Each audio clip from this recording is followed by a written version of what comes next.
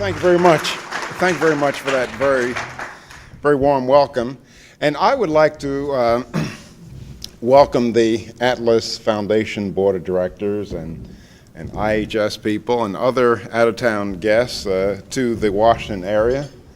And at the same time, I wish you every success in getting out of the Washington area safely. And as a lover of liberty, I want to also thank you for your continuing vision and the great work started by my departed friend, Sir Anthony Fisher. It was his vision that led to the formation of free market think tanks in Europe and South America and North America, and more recently, I'm very happy to say, on the continent of Africa.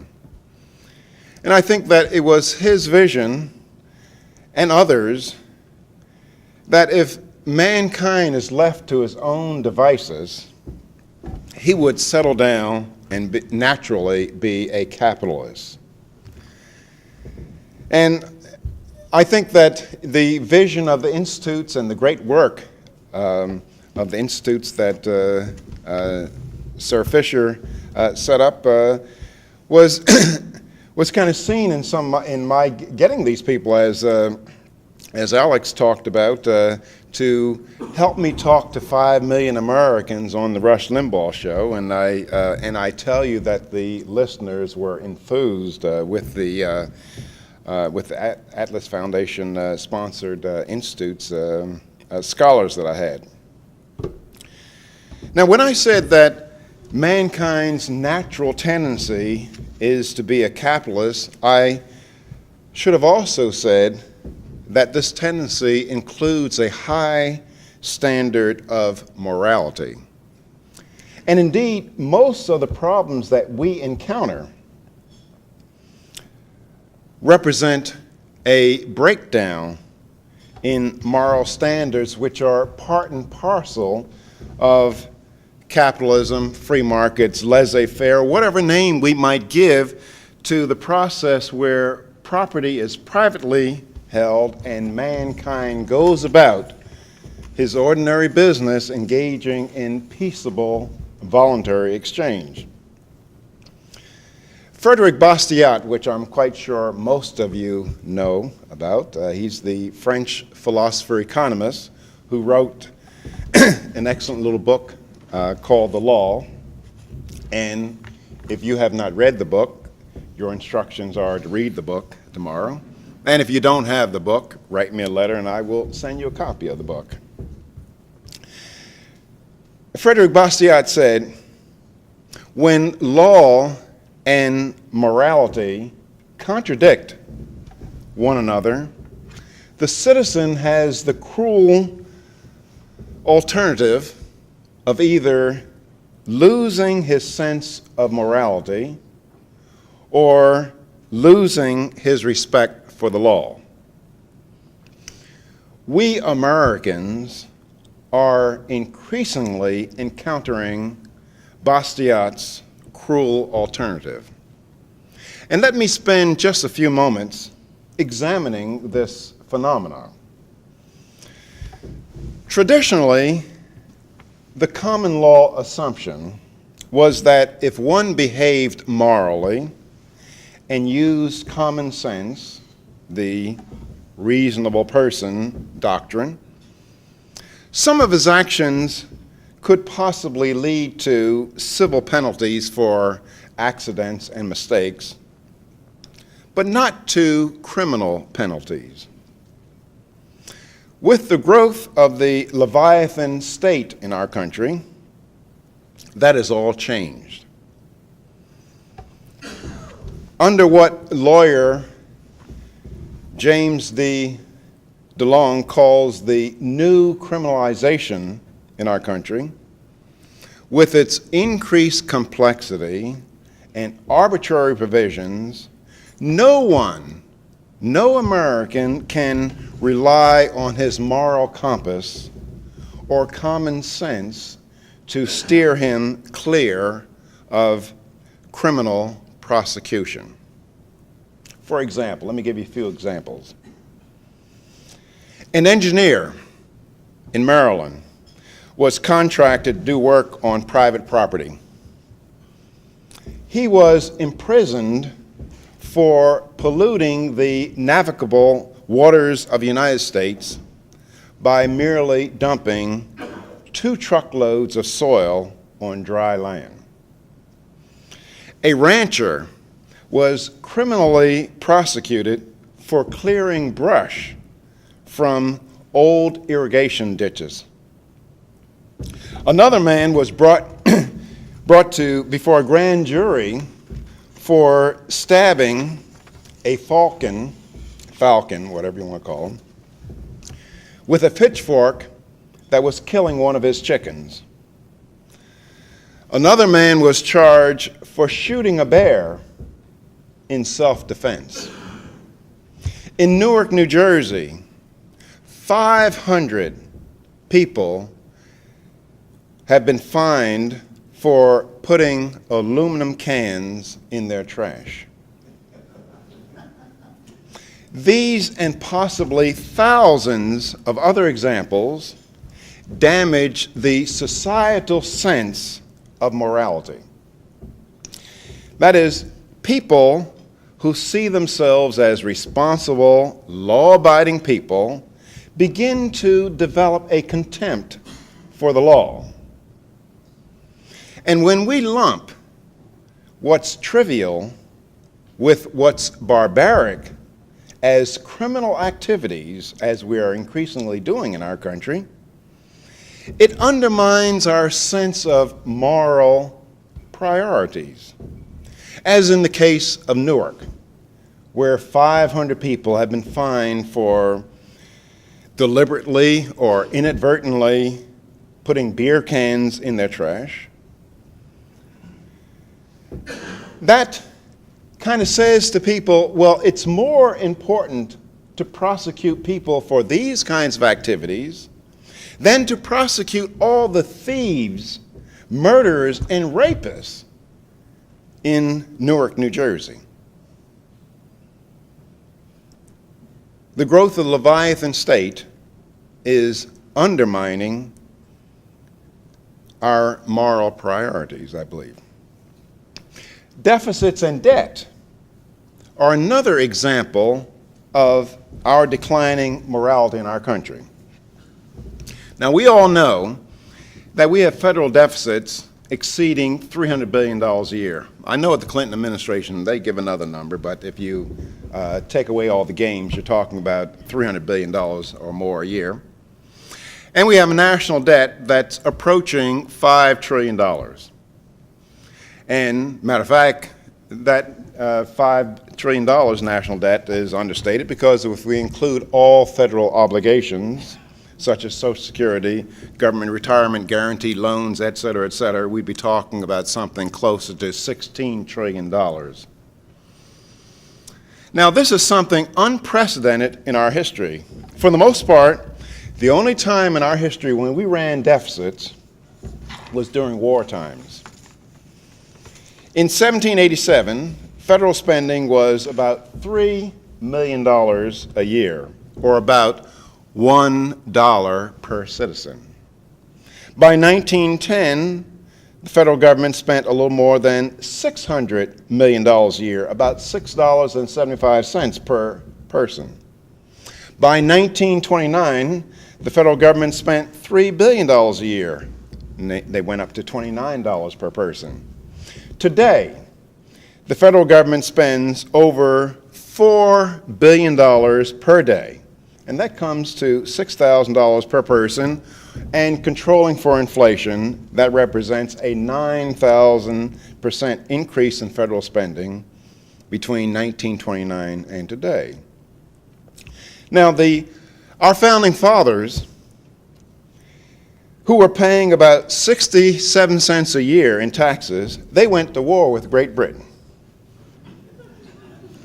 claiming that taxation without representation is tyranny. Now that reminds me of a conversation I was having in Cambridge, London, with Lord Harris of the High Cross and Peter Bauer and several other people. And Lord Harris of the High Cross, he asked me, Williams, he said, where do you live? And you know, I tend to be flippant sometimes. And so I said, I live in Valley Forge, Pennsylvania. That's where the British ran George Washington, but we came out when the winter was over and kicked your butts out of the country. And so he said, yeah, you went to war with us for taxation without representation. He said, how do you feel about it with representation?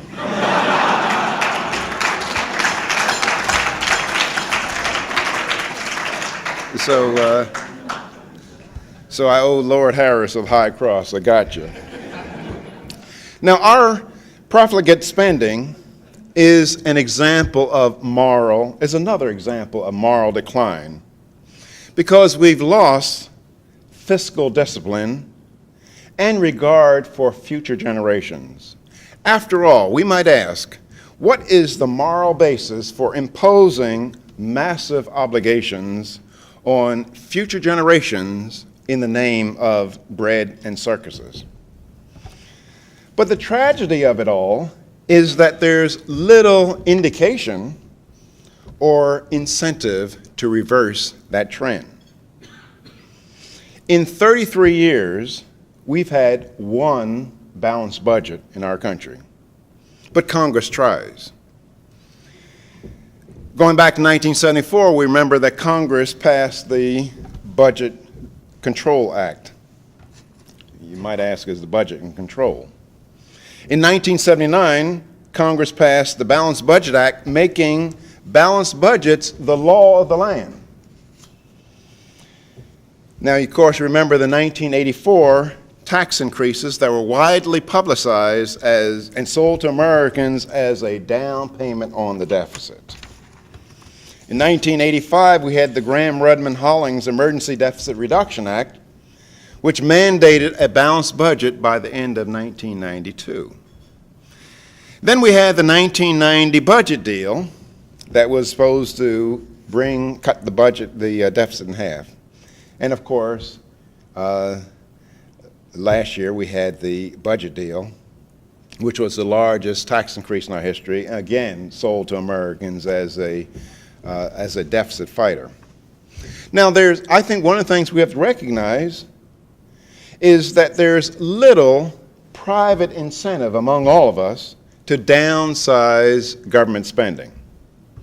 And this can be seen when we ask ourselves the question, what are the prospects of a person winning political office, either as a representative or as a senator or as a president, who campaigned to strictly uphold the United States Constitution, both its letter and spirit, and refused to call for or participate in activities whereby the government confiscates what rightfully belongs to one American and give it to another American to whom it does not belong. Such a person campaigning on that kind of promise would never win office. That is, if I'm campaigning, if I'm running for the senator from Virginia, and I say, I will not I will not bring back Virginians' Meals on Wheels, aid to higher education, highway construction funds, I would never win office. And if such a candidate were actually elected, he would have neither respect nor credibility, and his constituents would probably run him out of office. And the tragedy of all this, the supreme tragedy of all this, is that his constituents would be absolutely right from an economic point of view. That is, and the reason is very simple, that is, if a senator does not bring home goodies for his constituents, it doesn't mean that his constituents' taxes will be lowered. All that it means is that instead of Virginia citizens getting the goodies, Iowa citizens get the goodies. In other words, he'd be asking his constituents to commit hara-kiri. And I don't believe that that's a very successful political argument. We have in our country what some scholars called the tragedy of the commons, whereby it pays for everybody to use government in an attempt to steal from everybody else in our country. It kind of reminds me when I was in the Army, that this is in basic training in 1959 in Fort Jackson, South Carolina. I had a lot of other problems because I was sent down to Fort Jackson without a good orientation on the Southern way of life, and so I had some adjustment problems. But anyway, we had a full field inspection.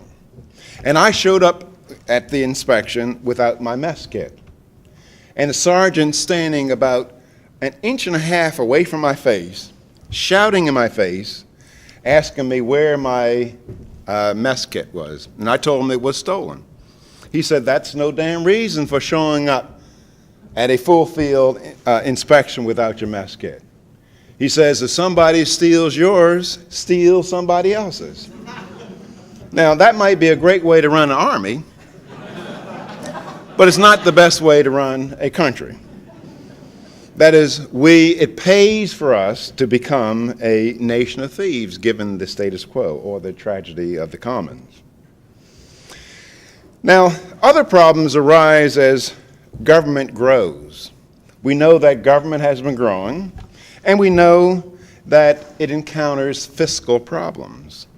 Congress cannot spend as easily as it used to. It still is able to spend. But the fiscal problems, they limit the politicians' ability to transfer cash to their favorite constituents. So they seek other ways that result in Americans encountering more of Bastiat's cruel alternative. And we become criminals for engaging in activities previously deemed as moral and lawful. For example, Congress has a reduced ability to give cash handouts to farmers. So what's an alternative? Well, Congress can mandate a share of the gasoline market for ethanol producers. And that forces consumers to give farmers money that they otherwise would not get. Now here's how you criminalize human behavior. A gasoline producer who refuses to use ethanol becomes a criminal, whereby before he was not a criminal. We have criminalized another activity. If the Clinton administration and Congress managed to socialize our health care, what is moral and lawful right now, namely paying a doctor out of our own pockets, will be a criminal activity. Lovers of kangaroo rats. A lot of people out there love kangaroo rats. They could go to Congress for an appropriation to purchase land for these creatures to live. But that would be a visible cost, and with budget squeezes, such a visible cost might not be politically viable. So Congress can hide the transfer through the Endangered Species Act, mandating that private landowners set aside a portion of their land for the kangaroo rat. Enforcing rules like these that have no moral foundation and have the most trivial of benefits with increasing punitive measures undermines respect for and the perceived legitimacy of government. And as that happens, government attempts to coerce respect that it cannot earn.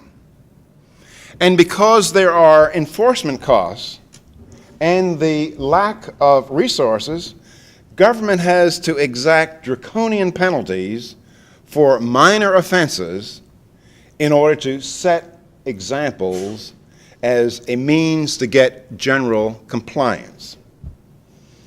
Now, the only hope that I have, things look pretty dismal. And matter of fact, if you are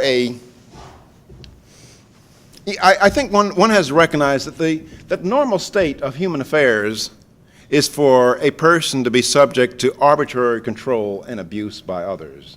That's the normal state of human affairs, both historically and currently right now. And liberty, the kind of liberty that you and I have known in our country, is relatively rare in human history.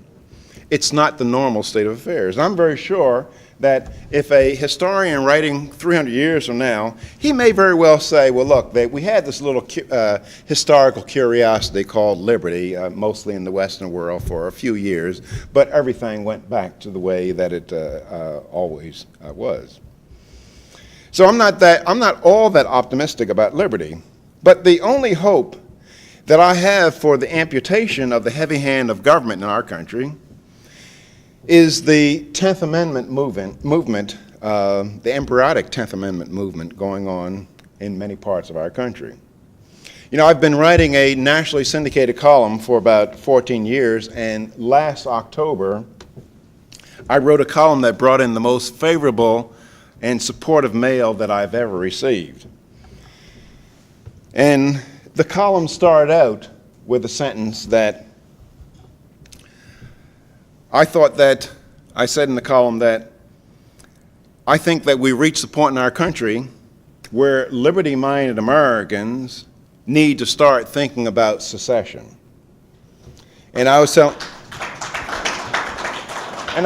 in the column that I'm not an expert on secession, but I was proposing that we keep the liberty-minded Americans keep the 13 original states plus Texas and give the rest to the socialists with an option to buy it.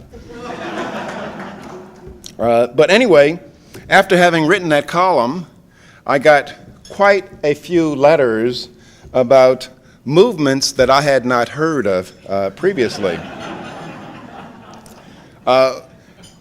Several were secessionist movements, I think the largest of which is in Louisiana, the peaceful secession movement.